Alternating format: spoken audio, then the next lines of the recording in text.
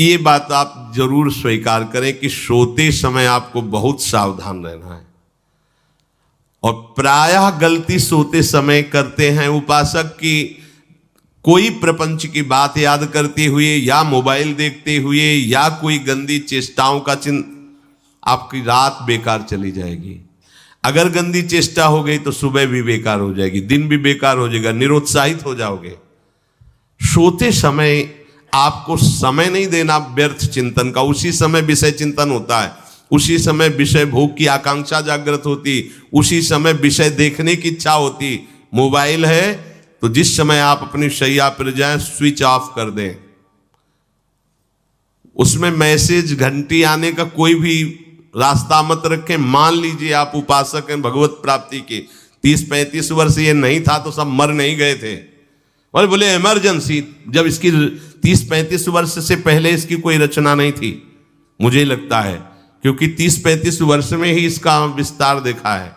नहीं तो कभी किसी के पास मोबाइल नहीं। कोई बड़े अधिकारी तो इतना बड़ा वो, इतना बड़ा वाला वो ऐसे रखते थे। नहीं तो मोबाइल तो हमें लगता है 30-35 वर्ष। तो फिर इमरजेंसी कैसे चलती थी? कैसे चलती थी इमरजेंसी? और आप ब्रह्मा हो क्या कि इमरजेंसी संभाल लोगे? स्विच ऑफ करो। जो सब इमरजेंसी संभालने के लिए तैयार, रात दिन न सोता है, वो हर समय जागृत रहता है, वो हमारा आराध्य देव है। स्विच ऑफ करो, चिंतन लगाओ श्री जी का। ये जो रात्रि के शयन के समय मोबाइल में इधर उधर दृश्य देखने हैं, अपने सर्वनाश का बीज बोना है। मान लो, हमारी प्रार्थना मान लो, ये उस समय मन आपको परेशान करेगा जब कमरे की सिटकिनी अंदर से बंद होगी। सबसे प्रार्थना है रात्रि के शयन के समय। तो बोले फिर ठीक है 10 बजे तक देख लेंगे मोबाइल, इसके बाद शयन के समय भजन कर लेंगे। होगा ही नहीं। क्या तुम देखना चाहते हो? प्रिया प्रीतम के सिवा और कुछ क्या देखना चाहते हो? वो तो सुभग सुंदरी सहज सिंगार, सहज शोभा सर्वांग प्रति सहज रूप वृषभानुनंदिनी। हमारी स्वामिनी जी की सुंदरता छुपाने के लिए आभूषण पहनाए जाते हैं, औरों को तो आभूषण सुंदरता बढ़ाने के लिए। यहां छवि के छिपाए बे को ऐसे के दास होके क्या देखोगे मोबाइल में? क्या देखना चाहते हो? वासना की क्रीड़ा, और तुम उस क्रीड़ा को देखना चाहते हो? परमार्थ के पथिक हो।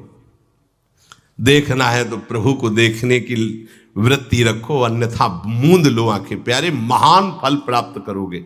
सबसे प्रार्थना है एकांत में मोबाइल रूपी दुश्मन से बचो। क्योंकि जब आप गंदी बात कहीं देखोगे तो आपके अंदर वैसे ही चिंतन बनेगा, वो ऐसे ही लगेगा मैं भी ऐसा करूं, मैं भी ऐसा भोगूं, मैं भी ऐसा देखूं। मान लीजिए आप, जब हमारे शास्त्र कहते हैं कि पशु पक्षियों के मैथुन को भी नहीं देखना है, अगर ऐसा एक बार दृष्टि पड़े तो मानसिक प्रणाम करके दोबारा दृष्टि ना देना। और आप मोबाइल में ऐसी चेष्टाएं देखोगे, कैसे आप भगवत भजन करोगे? कैसे भगवत प्राप्ति का उद्देश्य रख पाओगे? ये कलयुग की बहुत महीन चाल है कि उसके बिना काम नहीं चलेगा और हम तुम्हें काम से युक्त कर देंगे। इसके बिना काम चलेगा नहीं, तुमको रखना पड़ेगा। और जब तुम इसे रखोगे तो हम काम अपना कर लेंगे। कलयुग ने कहा हम अपनी व्यवस्था बना लेंगे। यहां कह रहे जब आप नींद में जा रहे हैं तो बिल्कुल मानो मृत्यु शैया पे जा रहे हैं। आपको उस समय नाम जप में बहुत ध्यान देना है, कहीं मन बहक ना जाए। तो क्या होगा, 5-6 घंटे जो आप लेटोगे ना, वो भी भजन हो जाएगा। हमारा जो सततम योमाम स्मरति नित्यशा है ना, ये पूरा हो जाएगा। नहीं, उस समय हम सो जाएंगे तो हमारा 6 घंटे का भी योग हो गया, 6 घंटे भजन रुक जाएगा। और ये 100% पक्की बात अनुभव की कहते हैं। यदि सोते हुए भजन करोगे तो जगते, कई बार तो पकड़ा है कि अगर आधे पद में बेशुद्ध हो गए तो वो पद पूरा जगते ही शुरू हो गया है।